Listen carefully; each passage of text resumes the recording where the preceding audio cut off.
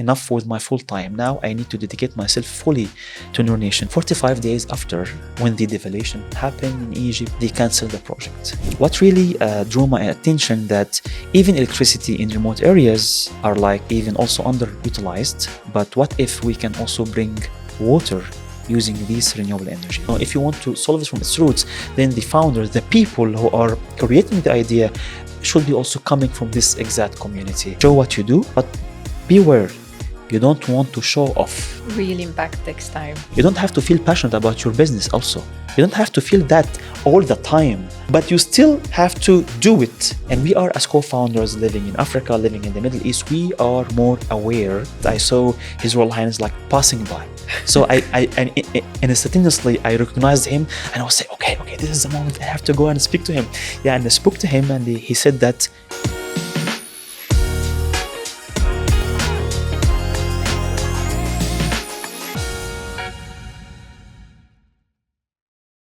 Welcome to a new episode of Impact Talk, the podcast where we redefine success in business in the Arab world. In this episode, I'm joined by Ragy Ramadan, a clean energy entrepreneur and the founder of NoorNation, a startup on a mission to bring clean energy and safe water to communities across Africa and empower 1 million people by 2028. With over 12 years of experience, Ragy has trained more than 600 professionals across the MENA region and developed innovative solutions designed for real-world impact. Today, we talk about building solutions for Africa by Africans, the power of partnerships, and how one entrepreneur's vision is quite literally bringing light and hope to communities across the continent. Ragy, welcome to Impact Talk. Thank you so much, Nadine. My pleasure. And thanks so much for inviting me to the Impact Talk. As we were discussing before the episode, I have been invited by many podcasts before, but particularly I was quite interested in your impact and in your topic of the podcast, and I was motivated to come and so happy to finally see you. Thank you so much. Thank you so much. Likewise, I mean, we made it happen. So I'm super excited because you don't live in the UAE. So maybe before we start, digging on NoorNation and, what you do, can you tell us more about yourself? Yeah. So as you mentioned, my name is Ragy Ramadan, and currently I act as a founder and CEO of NoorNation, my startup. And by profession, I am an electrical engineer, and I was graduated. I had my Bachelor of Power Engineering and Electricity 2010, so I'm a little bit old guy. And I'm a father of one son and one daughter back in Egypt. And I am also a certified renewable energy professional by the Association of Energy Engineers. Most importantly, I really love to travel, and I really love to go on stargazing and also driving and cruising a lot. That is one of the reasons that I was able to make it today, driving all the way from Lion City to here because I'm so patient about driving.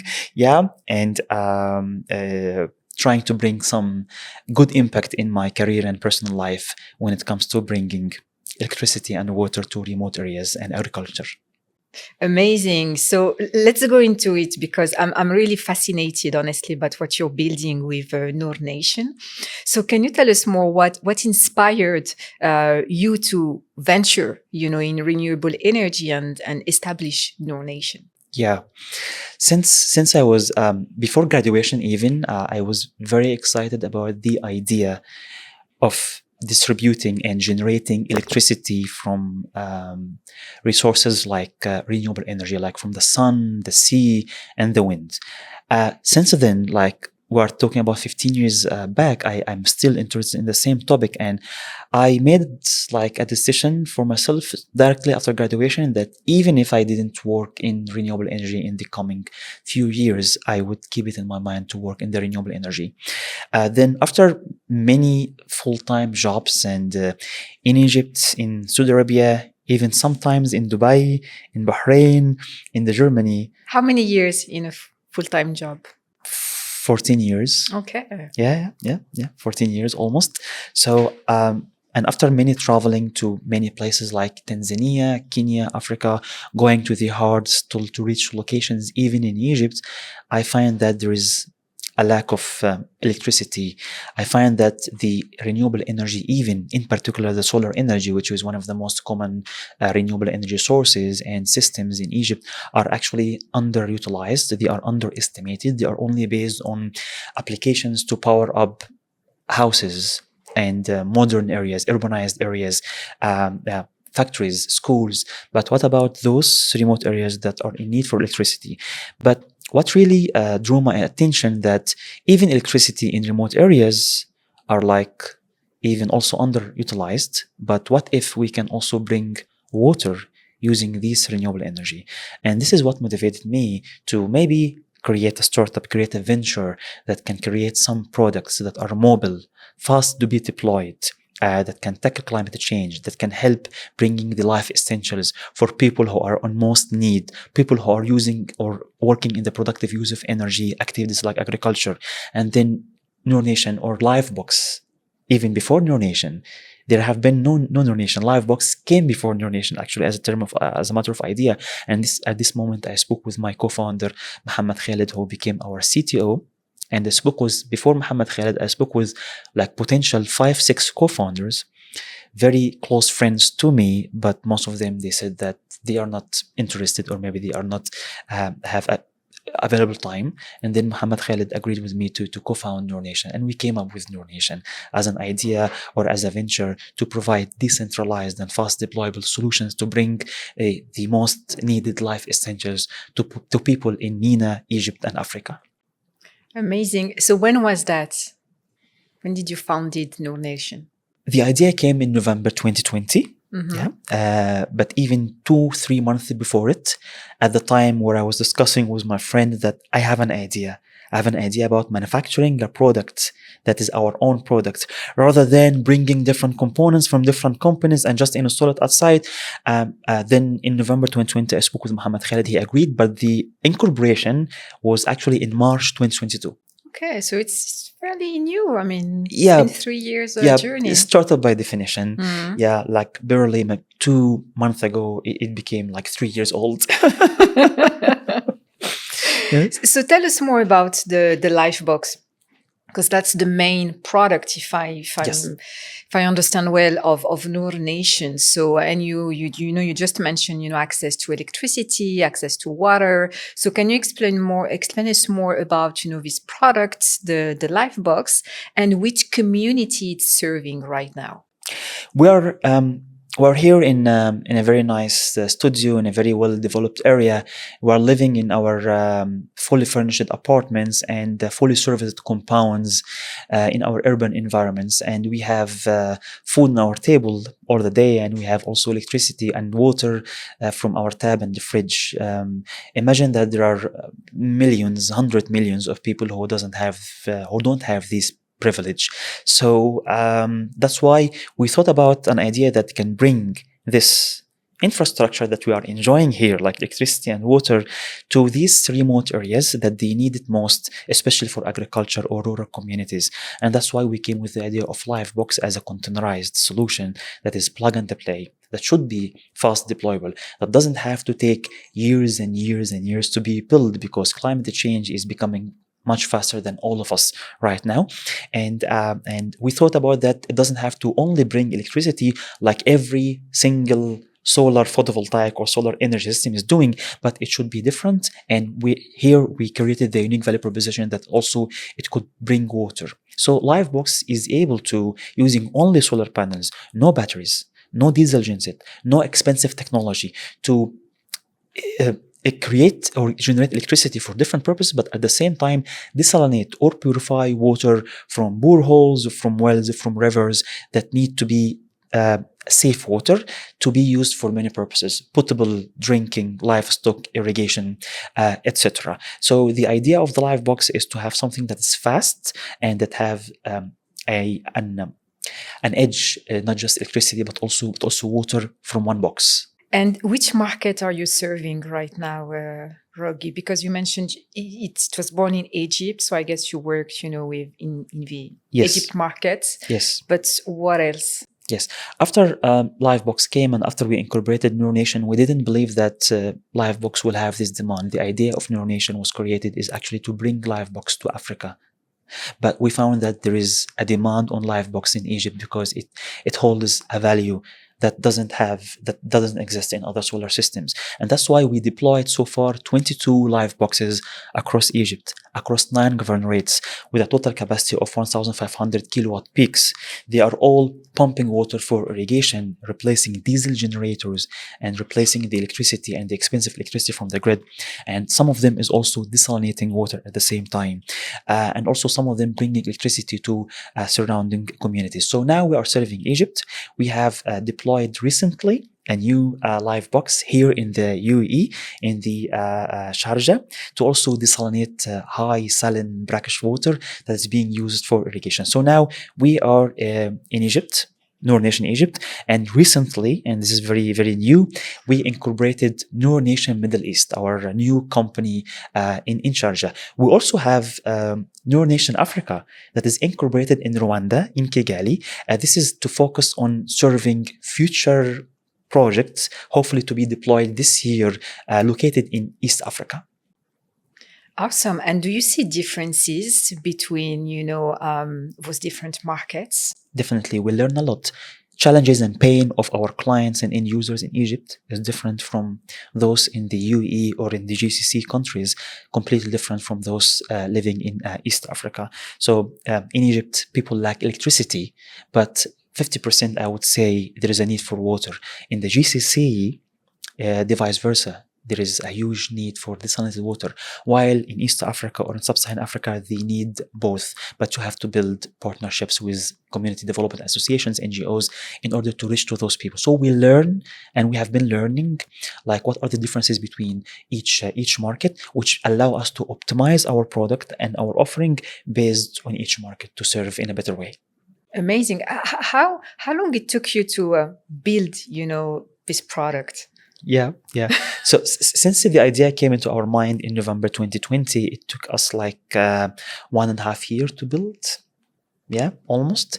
And we had many bad experience and a challenging time because we needed some team members who are good in mechanical engineering and also electrical and mechanical engineering, so that was not a problem. But you want to bring mechanical with electrical and also a little bit of civil and also IoT. So actually it took us, let's say, from 1 to 1.5 years to actually have a product that we can build it. The interesting thing in the story in the building LifeBox, or especially our first LifeBox, that our first POC or MVP was actually our first sales. Oh, wow. Yeah. So the farm owner, he decided that he will go with us for this LifeBox, although there is other similar system that can do more or less the same function, but we were even more expensive. But he used to be a guy. He was an old guy. He used to be also a cancer survivor like twice. His name is Mr. Abdul Halim Khashba, but he passed away 2 years ago. He decided then to help us and invest by purchasing our first LifeBox. He believed in us because we had some innovation. We created some value for him. He used to have a 66 acres or faddan of olive trees and palm trees.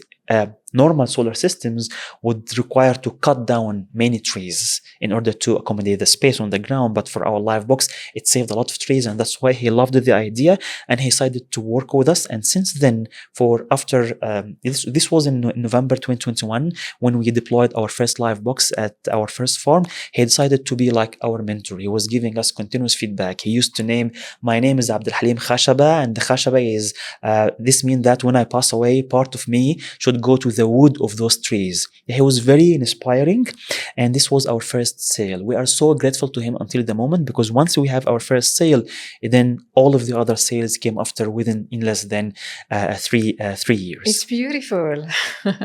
Yeah, it's beautiful. And I think, in entrepreneurship, we talk a lot about funding and VCs, but the sales, the people that believe believe in you, believe in your company, believe in your products, the first movers that really, it's more than just a sale, as you said, there's something very special, I mean, even in my case as an entrepreneur, the people that really believed in you and were like, yeah, I want to pay for your services, like they play a huge role in your journey because it's a huge, trust, that they show to you.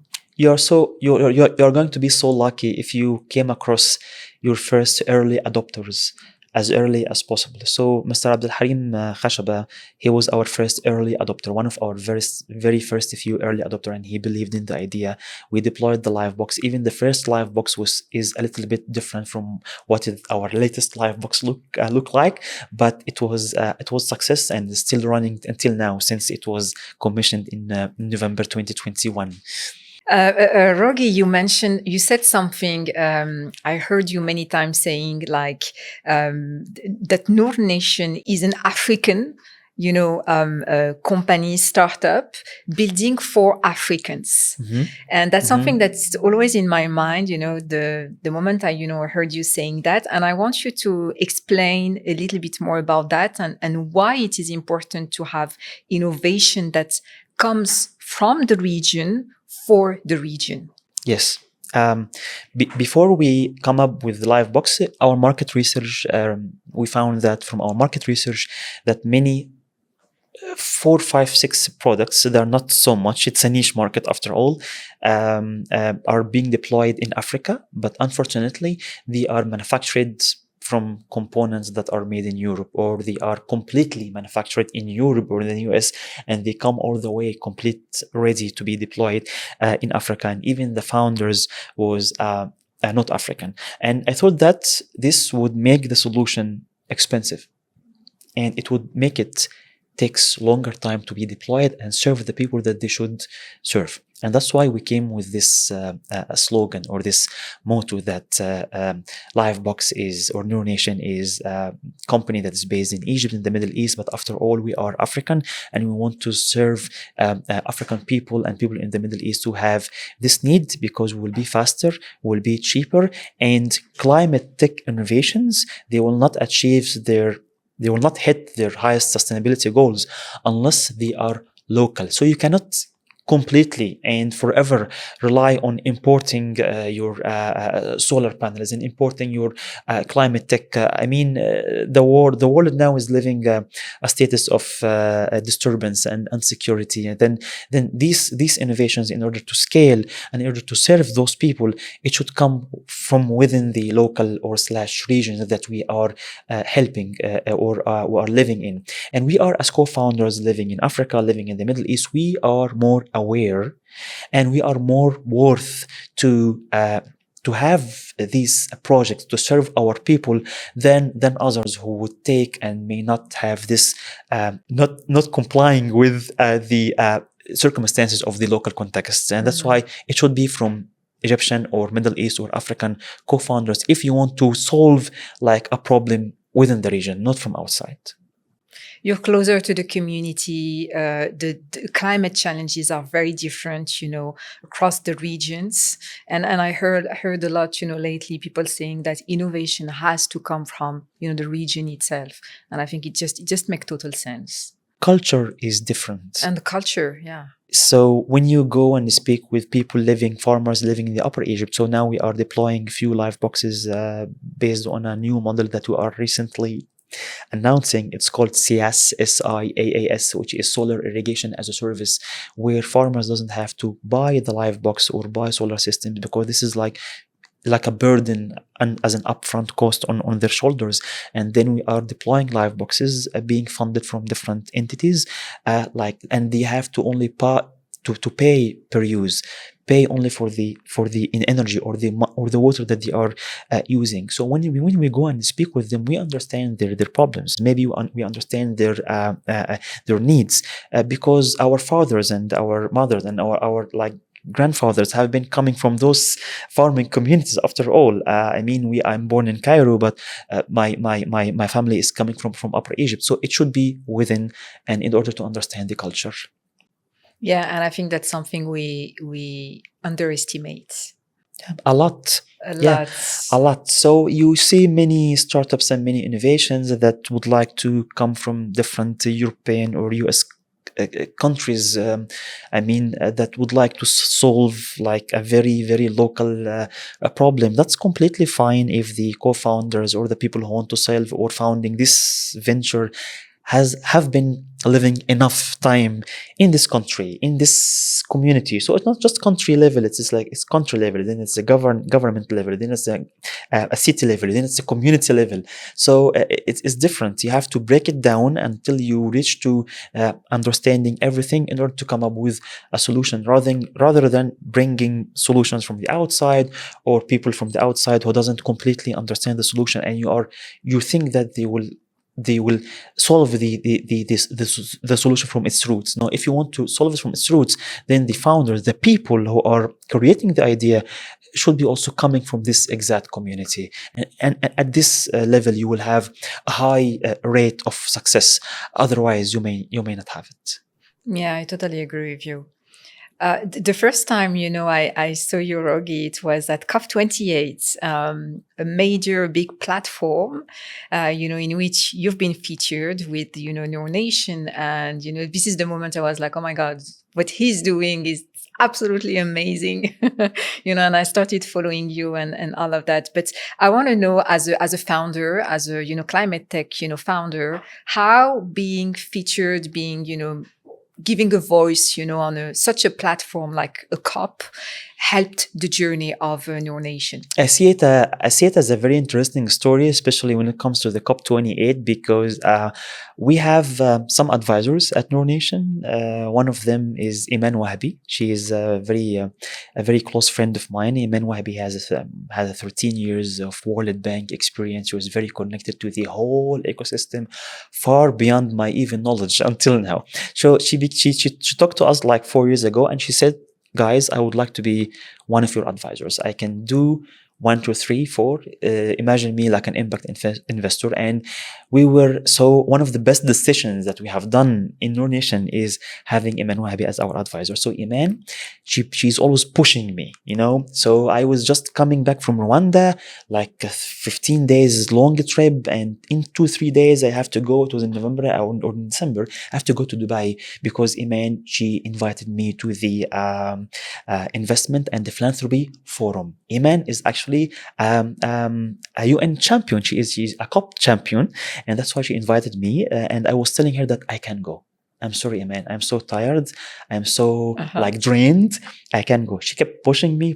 I said, okay, Iman, I won't make you angry. I can't make you angry.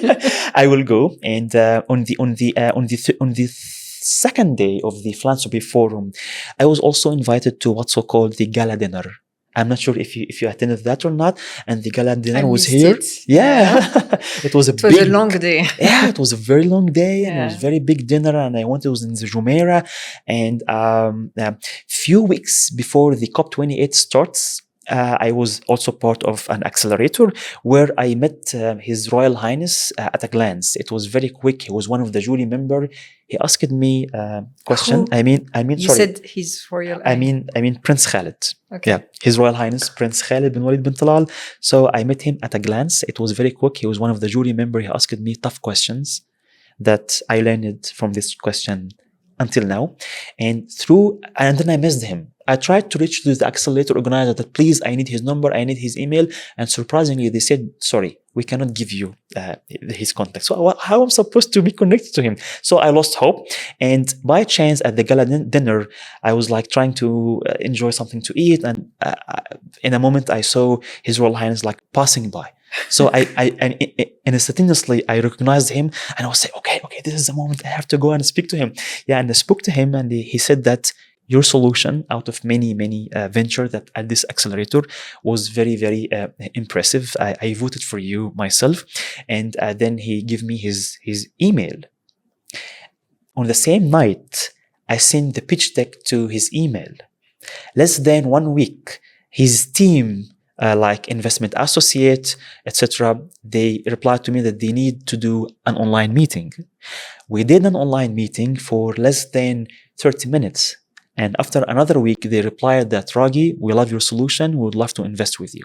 Wow, so fast. So fast. A VC family office, like an active investor like His Royal Highness Prince Khalid, is actually he replies, and he actually also he instruct his team, and he lead his team to be responsive to startups and not to waste their time. This is a quality of the VCs that you can find in every VC. And last February, when we deployed, or after deploying our first LifeBox in El Sharjah for water desalination with Shira, we also met His Royal Highness at his office, where he officially agreed to become also one of our advisors and partner. So he's not just KBW Ventures, not just like an investor in NoorNation, but also His Royal Highness is also a partner and also advisor at NoorNation, which gives us a great privilege, because this will push us to the limit to also replicate and scale in other GCC countries, especially like Saudi Arabia.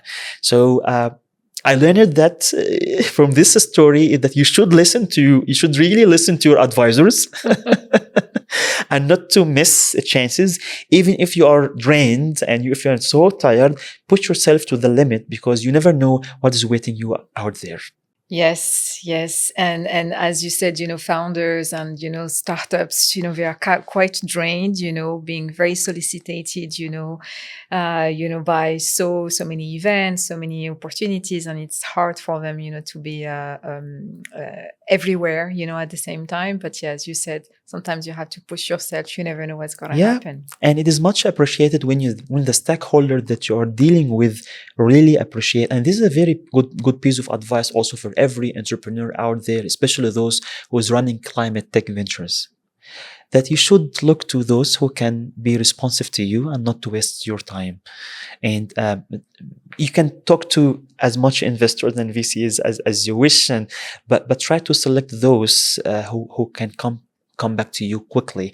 And this also like a call and like a message of hope or a call to action to every VC and investor out there, that it is really nice to come back and be very responsive to startups, especially those who are in real need for investment and support. And that's why we were lucky to have our on board or current VCs such as Catalyst Fund or KBW Ventures, because they were very responsive. I know there are some VCs that I have been like emailing them and trying to contact them for years, and they haven't come back to me until now. So this is a very important call to action and a piece of advice, that you should look to those people who care about what you do. And even if there's like, okay, we'll not be able to invest, this is very respected because they don't waste your time. Looking back, what advice do you wish someone had given you when starting NoorNation? To take it easy. When you are an entrepreneur, you are lonely most of the time, and you want something, and you want everything to go as perfect as possible. And you have sometimes you want to like imprint your vision and your objectives that no one other is seeing on people. So this will not happen in a day and night, and it may not happen in 1 year, even when you're trying to like make people as much as energetic and visionary and very result oriented as you are, because you are the founder. So when this doesn't happen, it used to make me very frustrated, very angry, sleepless nights. Also maybe not having the best attitude within my team in the past few years. So I learned that, or I wish that someone could have told me that everything is going to be right. You and your team are doing your best. You're not going to seize and utilize and succeed in every opportunity you approach. So take it more easier. And what made NoorNation a little bit more successful other than Green Energy Academy is that I made a lot of mistakes in Green Energy Academy. One of them is that, and this is also a very important piece of advice for everyone who is deciding to found any venture. It doesn't have to be climate tech. It should be anything that you would wish to do, especially in your career life. You should hire as early as possible. Don't wait for months or years until you hire. Don't do everything yourself. And don't think you will be able to succeed and scale and grow and survive if you think you will do everything yourself. Even if you have the smallest traction, the smallest sales, the smallest milestone achieved, start to invite people to join your venture. Hire as early as possible. So build a team as soon as possible. Build the team as soon as possible. Don't, deploy or deplete, your resources. However, once you have attraction or you have a small sales, you hire someone to help you. Once you have another sales, you hire another person. So build your team based on your milestones and your tractions. Hire as early as possible. Team is the number one priority and aspect that you should focus on. Spend more time with them. And again, hire as early as possible. At the beginning of NoorNation, I wanted to perfectionize everything. So you wanted to wait for the perfect moment until you send this email. You wait for the perfect moment until I approach this ambassador of this European country, although he asked me to send him an email to see how we can collaborate together. So I used to wait to hire this person. I used to wait to hire a marketing specialist. I used to wait to hire and to train a business development engineer to take this to the next level with this contact. It was wrong. I should do it. I should have just done it without having to be everything complete. I'm not sure. Maybe I would have better results now or less results, but this piece of advice is important, that don't perfectionize, don't wait for the perfect moment, and just do things. They don't have to be complete. As you were discussing about the podcast and how you started it, it was not complete, but by the time you are building your experience, pressure is positive. So when things are not complete, you have pressure on you.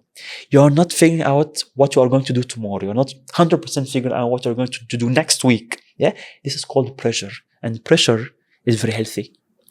I would even say this is what entrepreneurship is about.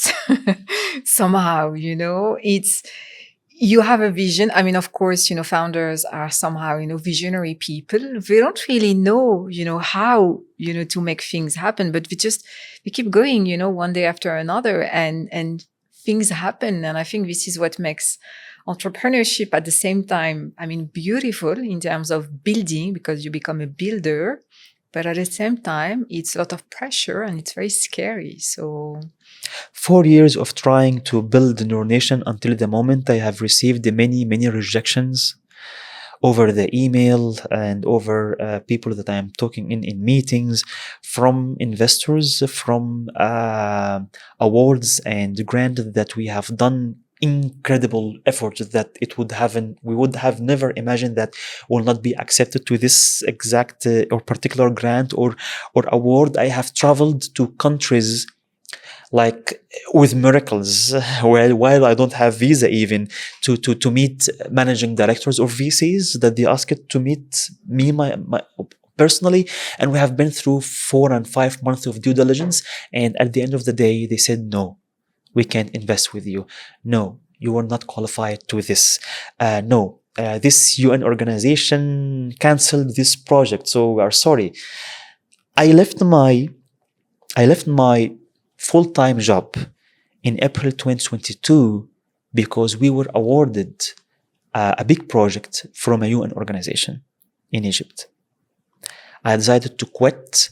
Although I was having full time, I was getting a big salary every month, and I was actually working in a project that is related to another UN organization. So it's a good position. I had everything. Yeah.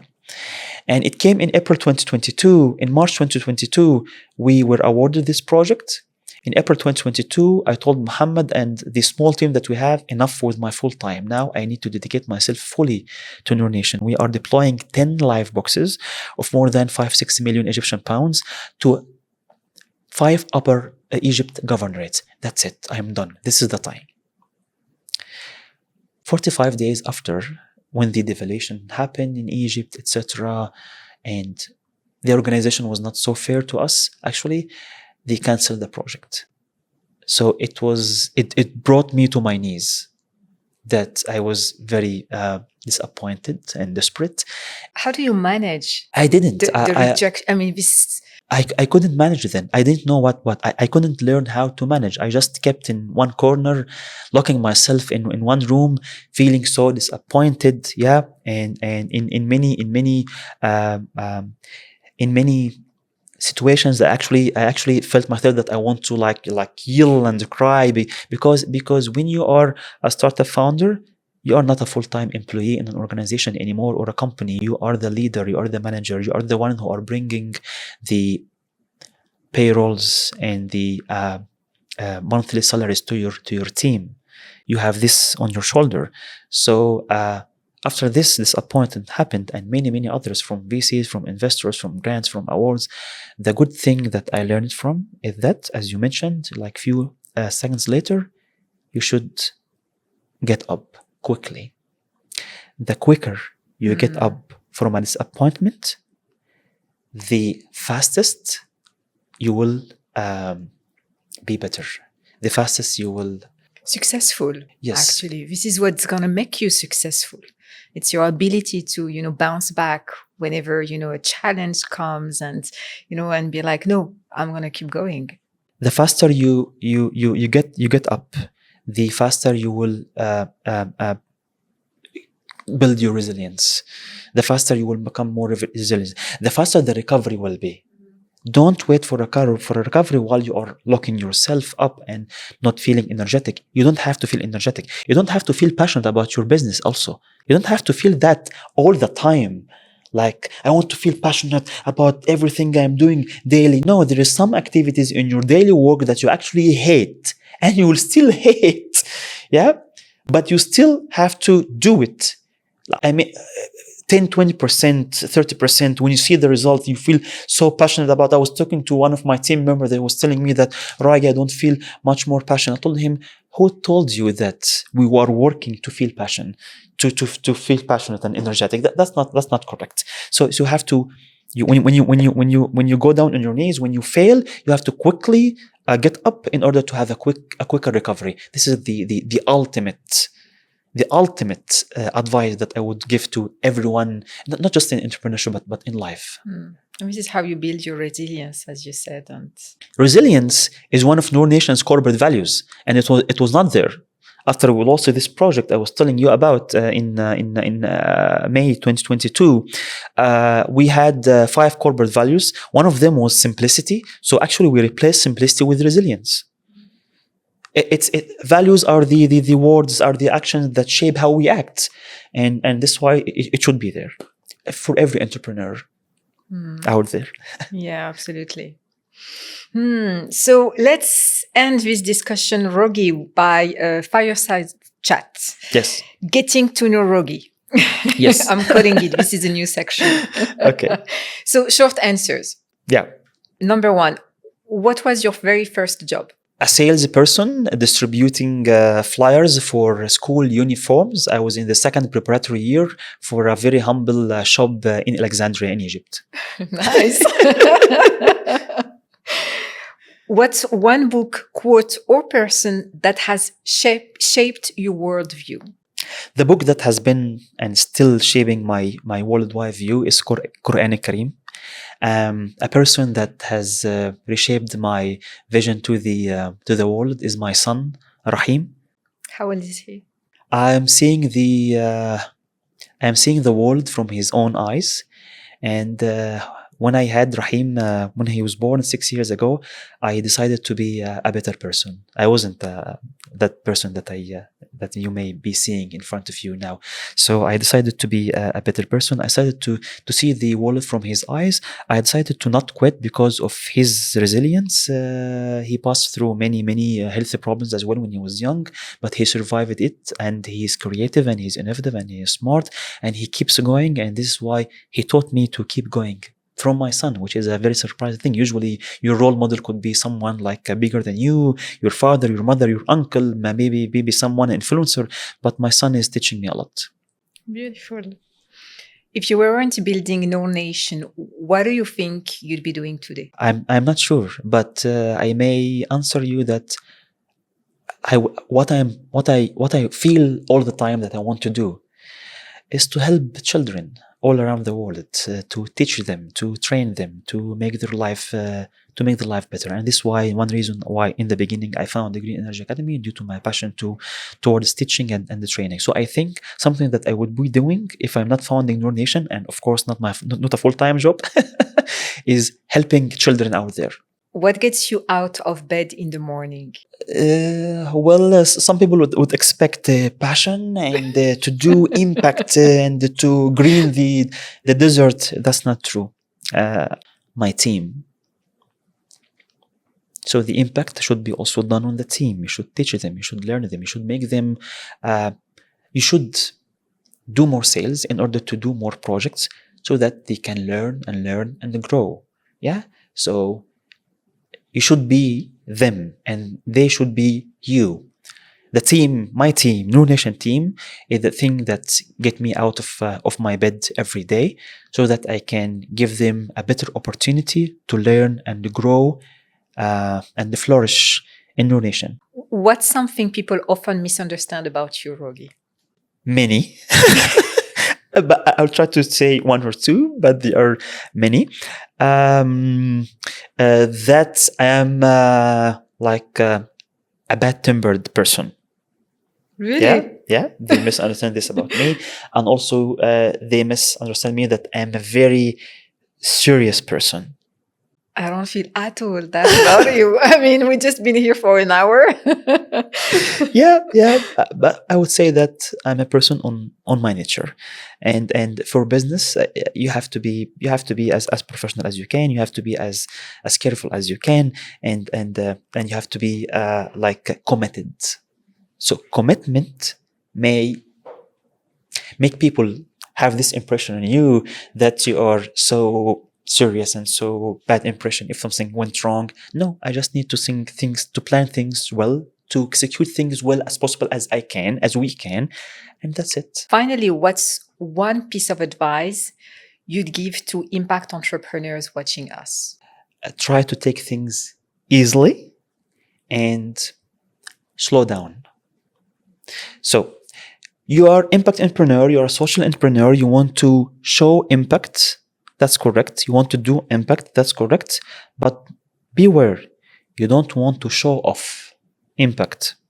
Many social entrepreneurs and young people, especially, want to do an impact for their startups or their venture. Like they want a very rush impact to appear while it doesn't have a real value.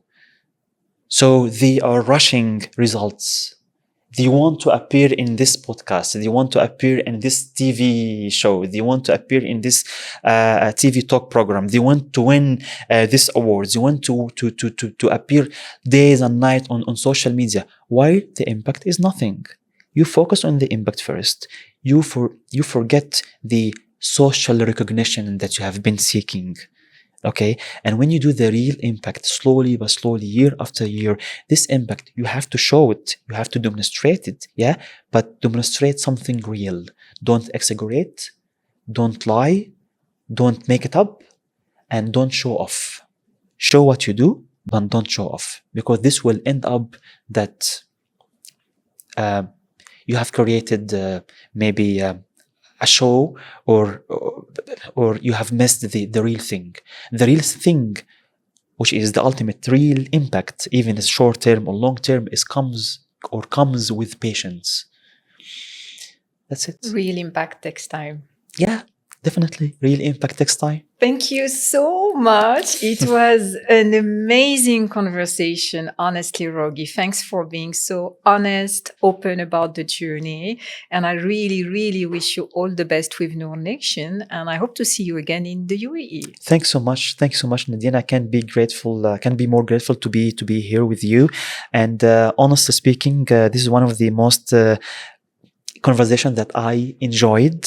Thank you for making this impact talks happen. It's a platform that people can speak freely. It's just like a free space and from their own heart. And thanks so much for hosting me today, and wish you all the best. Thank you so much. And thanks to you for tuning in until the end. Please don't forget to subscribe to our YouTube channel, to search for Impact Talk with Nadine Zidani on your favorite podcast platform and follow us. And we have, of course, more amazing stories from our region coming soon on the podcast. See you soon. Bye.